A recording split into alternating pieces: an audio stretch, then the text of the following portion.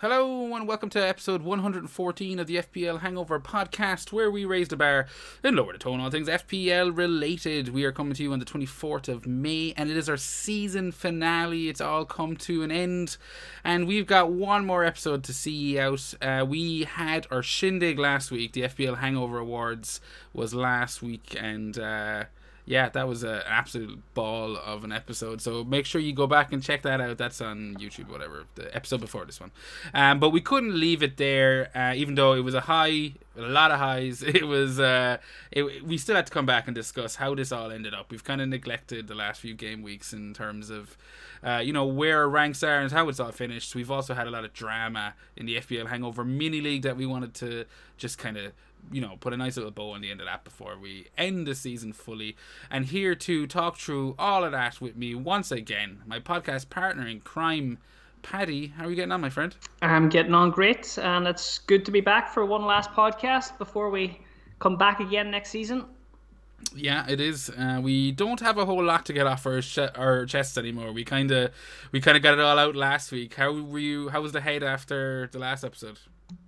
Yeah, I was ahead of me like a week's washing, but I didn't care because I was looking so much forward to getting into this last game week and trying to maintain my goal of 100k, getting into the top 100k. And spoiler alert, I actually have our little ranks on the screen here for anyone watching, but not so lucky for the audio audience. Is that how you say it, Petty? But I'm rambling. Let's get to it. How did you get on in game week 38?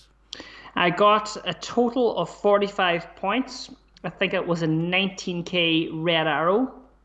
Okay. I made one transfer, it was Bruno out, and I brought in Aubameyang. I think I sent you a WhatsApp message about this, and you told me to get out of the fog. Yeah. Why didn't I listen? I don't know. But after you had done it, yeah. Like, when I was looking at your team after the deadline, I was kind of thinking, you know what, that crazy son of a bitch, this just might work, and then I would feel like an idiot. But I'm kind of, the arrogant part of me is happy that my initial put down, was worthwhile. Yeah, no, it was.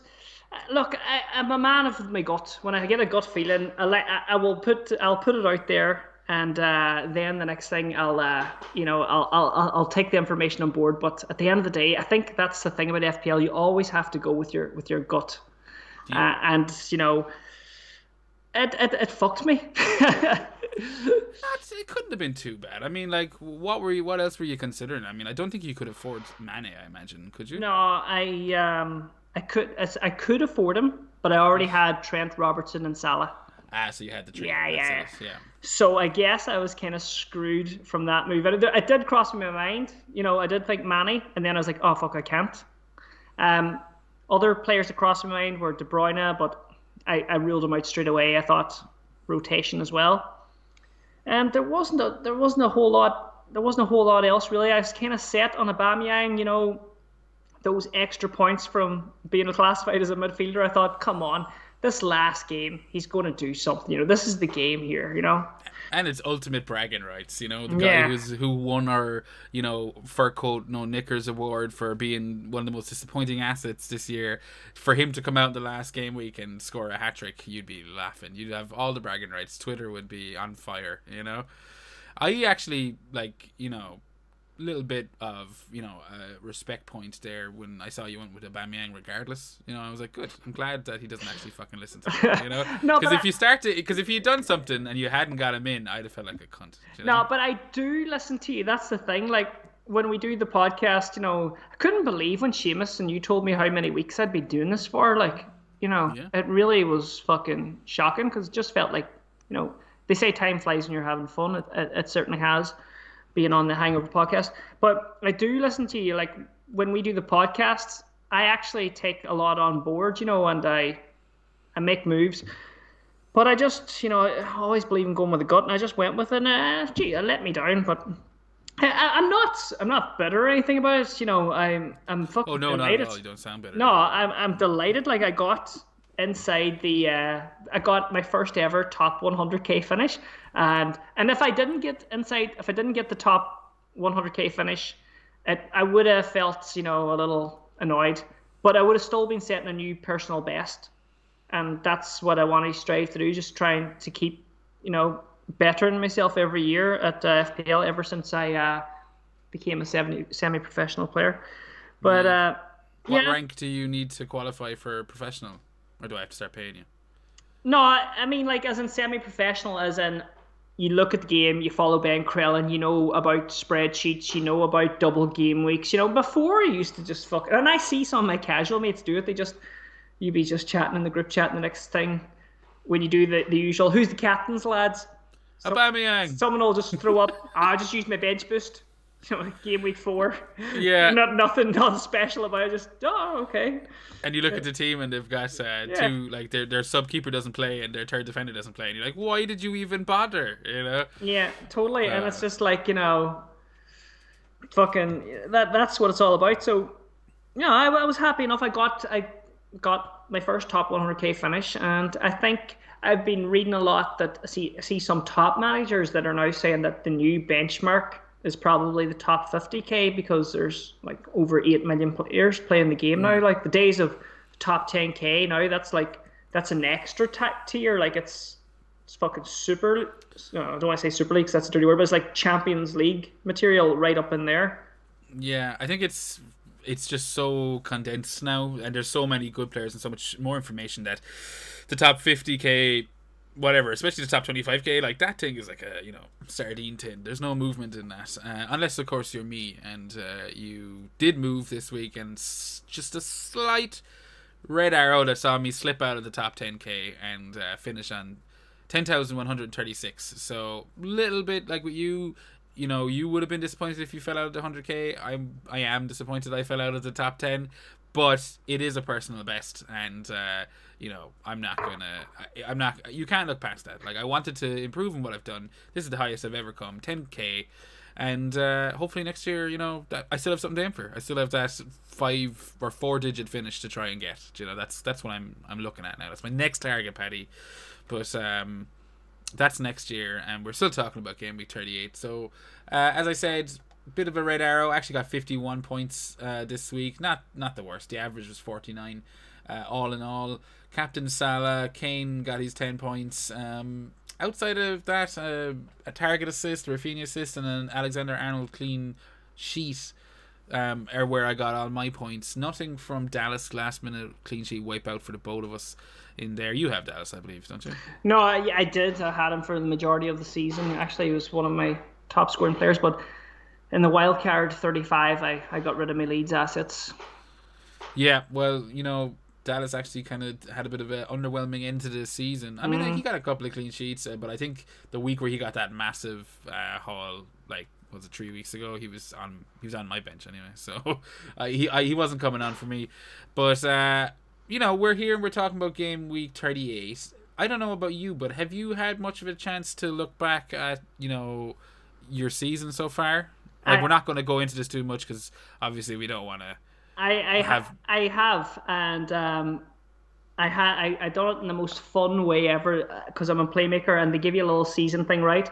And I clicked it, and it asked me like little some fun questions, like who was the most captain picked, and I had Salah captain, and I got him 10 times. He was my most captain player, Salah. My best captain returns obviously were Salah, and it gave me my top game weeks. I'll show you up there on the wee screen. It's so well done, so fun. My top game week was game week 35, where I got 140 points in the game week 80k rank, which was amazing. So I went through it, but I haven't studied anything yet to start learning for going into next season, if you know what I mean. I get you. I mean, like it's you gotta fucking let everything digest a little bit more. But I'm with you. That Playmaker app is getting a lot of buzz. I also wanted to shout out to Live FPL, who we use their stuff all the time on the show, and they have done this save your data thing this season. So you can actually request your FPL data, and it arrives in an Excel sheet. And for someone that, I wish I'd kept all my data from 13, 14 years ago when I started, that's great. So I straight away logged into that, got my thing sent to me. There's also a site, FPL Retro. I'm seeing that doing the rounds. I logged onto that today. I actually think I might be able to pull it up on Yeah, screen do. as we're going through. There it is. People watching on YouTube can see it. Make sure you like and subscribe. But yeah, FPL Hangover. You can see it there. Little retrospective on your season. It's just fplretro.com. Here's me plugging it like for no reason, but I just loved it. I love the color scheme, and you know, anything to support someone doing shit like this, you know, I'm all for it. And as you said, the Playmaker is doing you know, wonderful kind of end of season ranks. So kind of like the Spotify, you know, end of year playlist. That's exactly what it's like. It's so smart, and I use that live FPL rank as well. It was brilliant. I actually used that for doing my mini league payouts. Oh really? Just before the official game updated, I just went in there. They were very efficient. Yeah, so there's actually loads around now. I mean, compared to what it was like 5-6 years ago, you can just get so much of your stuff saved, and it's just fantastic to be able to look back and kind of, I don't know, either wallow or gloat depending on how your season went. But there's usually a bit of both, you know, involved. But you know, just a little shout out for those sites, and anyone I believe that's still listening to FPL podcast after Game Week 38 is passed. So anyone checking this shit out, you know, they're going to be interested in looking at their team. Oh so, yeah, without a doubt. I feel like that's the that's the takeaway from all of this. But before we move on, Paddy, is there anything else you wanted to say before, you know, we just kind of put 2021 to bed? I just want to say it's been so much fun joining you, Jer, here, and actually interacting with some of the great listeners there. Like, there's so many fun guys that tune in, and the questions and all have been brilliant, and it's been a blast. So I just want to say thank you to all the listeners that have, you know, sent the lovely comments and gave us some good feedback.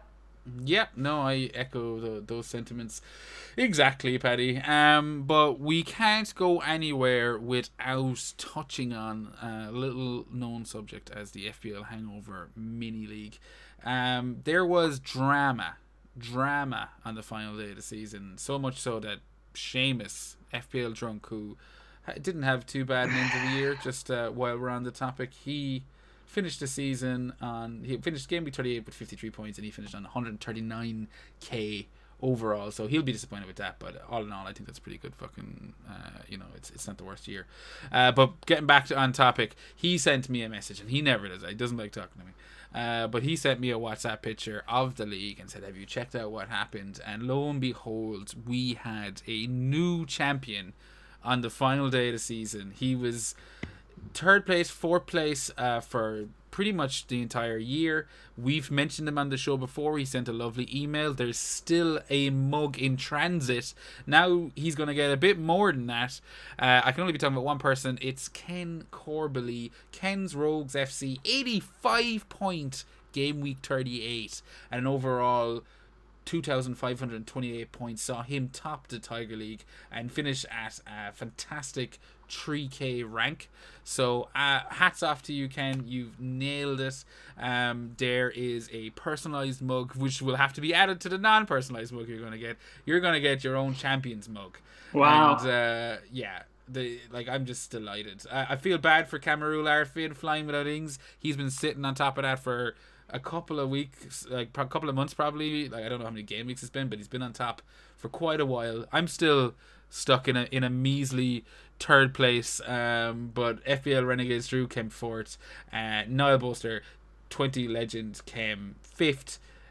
So, you know, there's some top fucking scores in there. There's not much separating. I think between fifth and first there is less than 50 points. So, well, you know, brilliant, man. Where did I come again? You rock bottom, Paddy. Rock bottom. Fuck. You were the next anchor. Year. Next year. Yeah, next year. You've been relegated. I want to say, what do you call the guy that won again? Ken Corbally. Ken's Rogues FC is the first name. Ken, that was unbelievable. The Maverick move. Like, I know you had some dude there that was fucking leading it the whole way, and commiserations to him. But you know, what a move by Ken. Like, that's fucking balls, isn't it? Yeah, I don't know if I said it, but it's up on screen. He captained Pepe on the last game week of the season. Talk about the cojones it takes to do that. Yeah. Captain's Pepe. He's got Mane in there, so 32 points for Pepe, 16 for Mane, 6 for Salah. Also had Kane's double digit.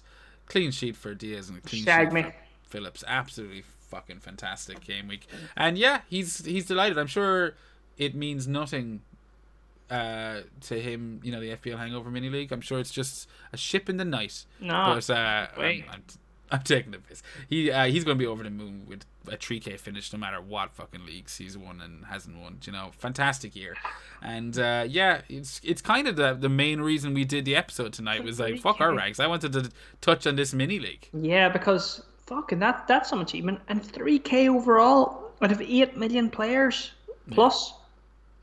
It's special. It's something special. Like, you got to get your shit together for next year, Paddy. If you're gonna match up that oh man, that's dreamland. I'm just see that 3K. My 93K means just as much to me.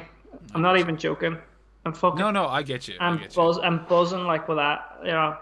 I'm delighted. It was the first thing I checked after my own results on Sunday was I wanted to see if Paddy had reached his 100k goal, and you had, and I was like, brilliant. I was saying to you off air that during the whole thing I was like, because I knew I was closing in on my first ever 100k finish.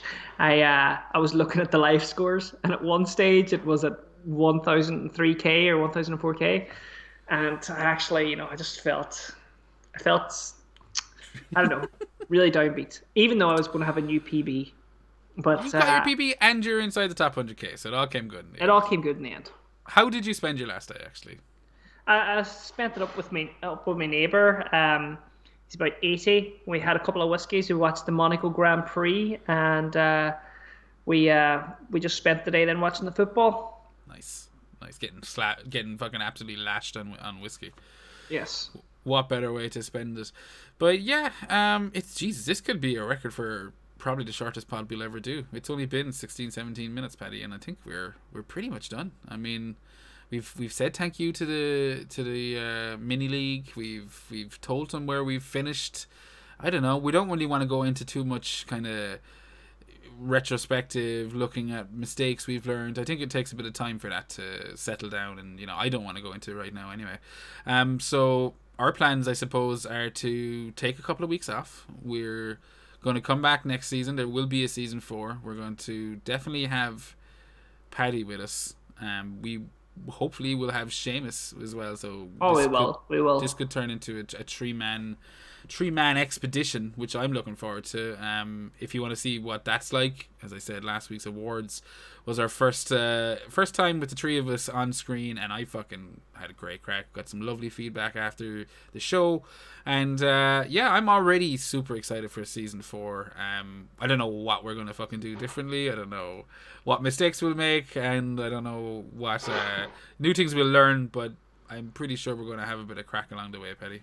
4 seasons. We're going into 4 seasons. That's amazing, and I'm looking forward to joining you and Seamus in season 4. And I think we have so many good ideas that it'll be a blast anyway going into next season. See, that's the thing. Yeah, that's kind of like we had the example with the hangovers this year, and that was just good crack. I want to do more silly shit like that. We've got to take this stuff, I think, a little less seriously, if you could even take it less seriously. But that's the plan for next year. I want to echo Paddy's sentiments from earlier on. I want to thank everyone who's listened to a minute of the show, who's retweeted anything, who's liked shit, who's sent us any kind words. They all mean a lot. We've made, the show has made quite a few mates over the last couple of years, in terms of just people that I wouldn't have ever really got to know if it wasn't for something like the podcast, because I probably wouldn't have been doing any of the social media shit anyway, if there wasn't a show to plug. So it's been a pretty engaging year. Got to get to know you, Paddy, a bit better with the whole show thing, and I guess I don't want to go on too long, but it's that's me saying thank you, and hopefully we get to see you all next year. Paddy, do you want to say good luck to anyone before we sign off? No, I just want to say good luck to everyone who listens and supports us, and I'm looking forward to having a nice break, and see you all next season. Well said. If you do want to check us out, or you want to get in touch with us over the summer, you can reach out to us on Twitter at FPL Hangover. We're also on Gmail. That's fplhangover@gmail.com. Got it right this week. Boom. Paddy's on Twitter at FPL Viking _. He's also Instagramming it up with the Viking Dippers. hopefully that shit's still going strong next season and we can get a bit more into that as well. But yeah, that's it. That's the end of season 3. That's the end of the FPL season. Enjoy your summer, folks. Don't work too hard. And most importantly, God bless.